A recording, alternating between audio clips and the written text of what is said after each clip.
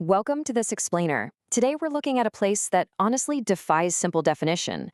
Florida is an absolute titan. It's a powerful state that has morphed into this massive economic juggernaut and a true cultural crossroads. But it's also defined by a really fascinating and, at times, pretty terrifying paradox.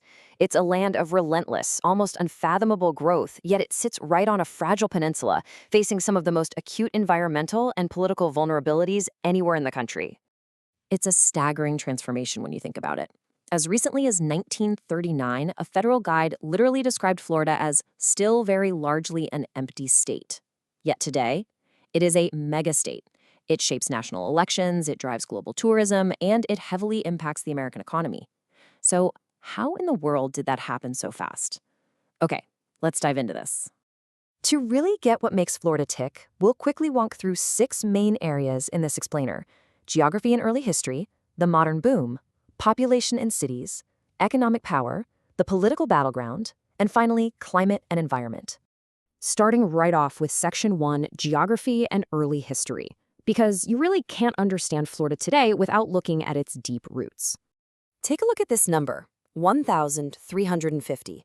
That's the miles of coastline in Florida. It's the longest coastline in the contiguous United States, and it's the only state that borders both the Gulf of Mexico and the Atlantic Ocean.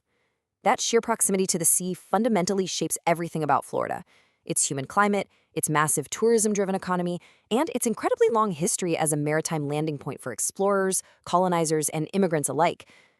And that massive coast has been an absolute magnet for thousands of years. Paleo-Indians lived in the region at least 14,000 years ago. Fast forward to 1513, and Spanish explorer Juan Ponce de Leon makes landfall, naming it La Florida. By 1565, Spain had established St. Augustine, which, amazingly, remains the oldest continuously inhabited European settlement in the U.S. What followed were literally centuries of conflict. Control bounced from Spain to Britain, back to Spain, and finally over to the United States. This era was marked by the tragic displacement of the Seminole people in what became the longest and bloodiest of the American Indian Wars. By the time Florida became the 27th state in 1845, its unique identity as a frontier right at the edge of the tropics was already firmly established. Moving into Section 2, we're looking at the modern boom, how tourism and migration completely transformed the state. For a long time, Florida was actually the least populous southern state. But moving into the 20th century, the modern boom kicked off with intense land rushes and railroad expansions down south in the 1920s. The real catalyst, though, the post-World War II era. The mass availability of air conditioning was a total game changer. It suddenly made those sweltering summers tolerable, which drew millions of migrants from the Northeast and Rust Belt looking for a lower cost of living. Then, in the 1960s, Miami's Freedom Tower, which is often called the Ellis Island of the South, processed thousands of Cuban refugees fleeing Fidel Castro's regime, fundamentally changing the state's cultural fabric forever. Next up, 1971, Walt Disney World opens in Orlando.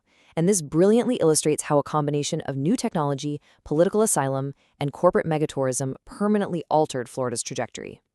Which brings us to Section 3, Population, Cities, and Diversity, the era where Florida becomes the third most populous state. You see, that boom we just talked about? It never really stopped.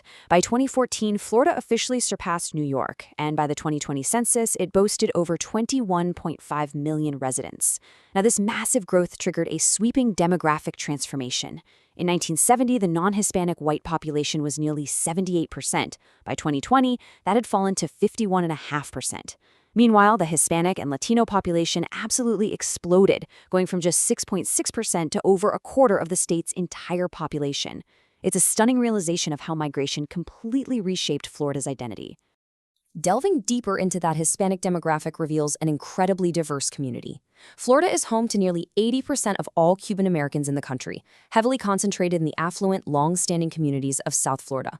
At the same time, the Puerto Rican population has seen explosive growth, establishing a super powerful cultural and demographic presence right in Central Florida, especially around Orlando. And almost all of this staggering population lives in cities. In fact, 89% of Floridians live in urbanized areas. The state is essentially anchored by 4 primary metropolitan gravity centers: the immense Miami metro at over 6 million people, followed by Tampa Bay, Orlando, and Jacksonville. Each of these cities has a distinctly different flavor, too. Miami is this massive international hub, deeply influenced by its Cuban population, boasting one of the world's largest passenger ports, and served by the Metro Rail transit system. Orlando is, of course, the global capital of theme parks, bolstered by strong Puerto Rican migration and connected by the Sunrail. Tampa perfectly blends historic Hispanic populations, dating all the way back to the early cigar industry, with really modern growth, complete with heritage streetcars downtown. And Jacksonville, tucked away up in the northeast, is actually the state's largest city by population within its city limits. It hosts a major Mayo Clinic campus and serves as a really strong conservative base. All right, Section 4. Economic power and pressures.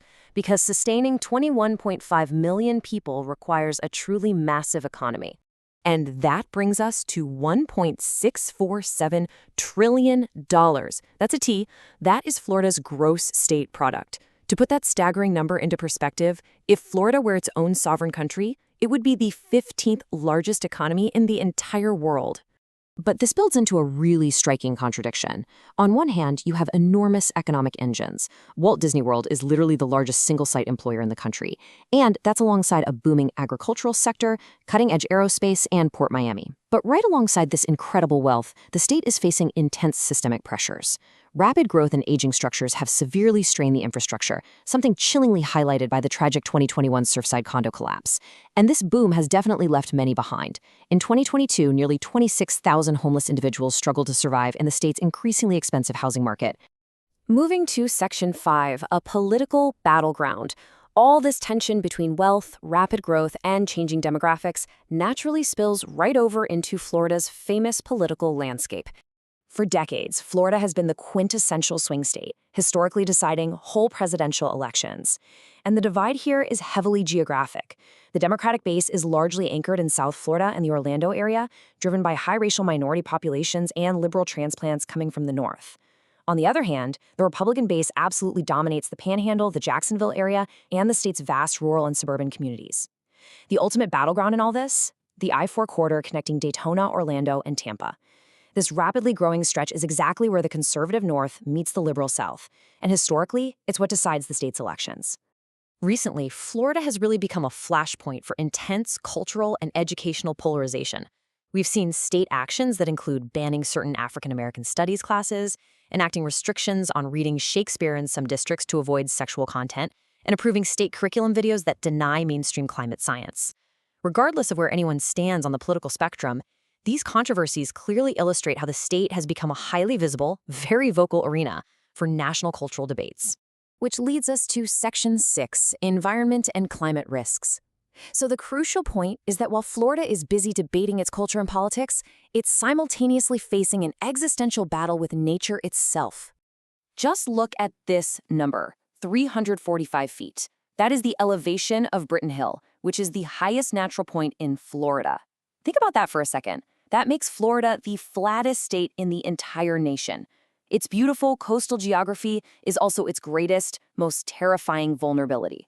Because it's a completely flat peninsula surrounded by warm tropical waters, it is the most hurricane-prone state in the U.S. In fact, 83% of Category 4 or higher storms that hit the U.S. strike either Florida or Texas. Add to that, Central Florida is actually the lightning capital of the country, and right off the coast, the Florida Reef, the third largest living barrier reef system in the world, is currently dissolving due to heavy environmental pressures. There is a quote from the source material that really hits the nail on the head here. It says, "Much of the state south of Orlando lies at a lower elevation and is fairly level. Much of the state is at or near sea level. The reality is blunt. When you combine intense hurricanes, a completely flat landscape, and rising global sea levels, you have an existential threat pointed directly at the millions of people living in South Florida's coastal megacities." And that brings us to Florida's great paradox. It is an undeniable economic powerhouse. It's a magnet for millions of people seeking sunshine, opportunity, and reinvention. Yet, it is deeply polarized politically, and it sits right on the front lines of existential environmental threats. So I'll leave you with this critical question. As Florida hurdles deeper into the 21st century, how will it balance this relentless, booming growth with the looming, unavoidable realities of its vulnerable environment and deeply divided politics? It's a puzzle that won't just define the future of the state, but very likely the future of the entire country. Thank you so much for watching this explainer. I hope it gave you some valuable insights, and I highly encourage you to keep exploring this fascinating topic.